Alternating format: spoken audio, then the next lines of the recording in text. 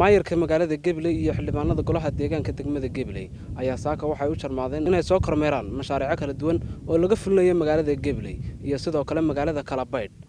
mashaariicahaasi ayaa waxa laga bilaabay kormeerkooda magaalada Gabiley, library-ga magaalada Gabiley iyo sidoo kale xafiisyo cusub oo lagu korneeyo dawladda hoose ee magaalada Gabiley iyo sidoo kale kawaanka xoolaha lagu qalo ee magaalada Kalabayd. mashaariicahaasi kala duwan ayaa dhammaantood mashaariica ay dawladda hoose ee degmada Gabiley miisaaniyadda ay geliyeen 2019 ugana qorshaysnaa in ay dhisaan oo ay hirgeliyaan. gabagabadii mashaariicahaasi waxay soo kormeereen mashaariicaha kala duwan ee laga hirgeliyay magaalada Gabiley. sidoo kale waxay soo kormeereen godka xashiishka magaalada Gabiley waxaana faahfaahin ka bixiyay ugu horeyn kormeerkaasi iyo mashaariicaha kala duwan ee dawladda hoose ee degmada Gabiley ay fulisay maayarka degmada Gabiley iyo maayar ku-xigeenka iyo sidoo kale xildhibaanada golaha deegaanka degmada Gabiley. maanta waxaanu ku guda jirnaa kormeer shaqo oo aanu ku indhaynay mashaariicaha horumarneed ee golaha deegaanka ee Gabiley uu ka wado degmada Gabiley. mashaariicaha ka warqabtay inaan hore u dhagax dhignay waxaa soo kormeernay ilaa 5 mashruuc oo meel aad iyo aad u wanaagsan dhismayaashoodu ay marayaan oo gabagaba ku dhow kana mida mashaariicihii golaha deegaanka 2019 ay u qorsheeyeen inay qayb ka noqdaan horumarka gobolkan Gabiley khaasatan degmada Gabiley. waxaynu ku soo bilownay xafiisyadii aanu ugu talagalnay in extension ahaan loogu kordhiyo dawladda hoose oo kor loogu sii qaado adeega ay dadweynaha u hayso dawladda hoose oo aad arkayseen ilaa 7 xafiis oo dhismahoodu gabagaba ku dhow yahay.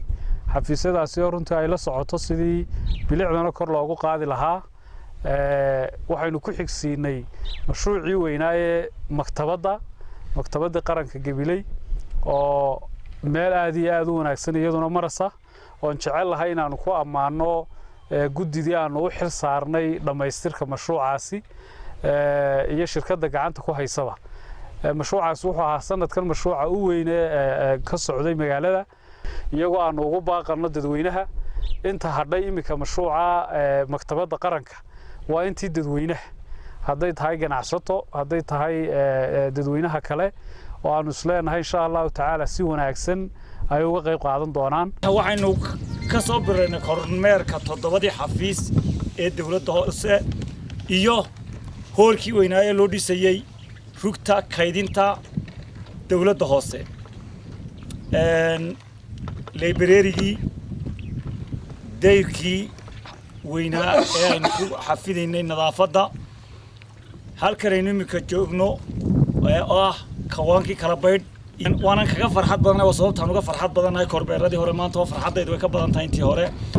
xafiisyada shaqada dawladda hoose looga baahnaa runtii ilaa 5 ilaa 6 haba yaa halka ka soo baxay baahin taagan oo runtii dawladda hoose u baahnaydna waa uu ku dhaqaaqay oo dhismaha uu sameeyay library-ga oo isaguna casri ah oo dhismo fiican ka socdo oo qaabkii ama structure-kii inoogu sawiraa dawladda hoose oo qorteen oo sidiisii ayaynu maanta soo aragnay. waxa ka hadlay maayarkii maayar ku-xigeenka saaka 7 iyo barkii subaxnimo qabiil aan xuranahay saacadu imika 4tii ku beegan ayaynu walaalaan ka ku taaganay gebigayguba waxaan u soo baxnay wax qabadkii ummaddu ay noo dooratay inaan u qabanno ayaanu ka shaqaynaynaa. yaan tuuraya xumaduna waxa weeyaan taan balanka aan badda qorshihii la idinku talagalay Kalabayd markii Gabiley laga soo falxasho Kalabayd ahaan waa la idin imanaya marka waxa Kalabayd ahaan halkan ugu jeedinaya inay u foojignaadaan oo gacanta. Khalid Maxamed Daahir telefishinka caalamiga badda Aston 4 TV magaalada Gabiley. shirkadda diyaaradaha ee Air Djibouti waxay ku diyaarisay qolka VIP-da oo ku yaala gudaha madaarka caalamiga ah ee Djibouti.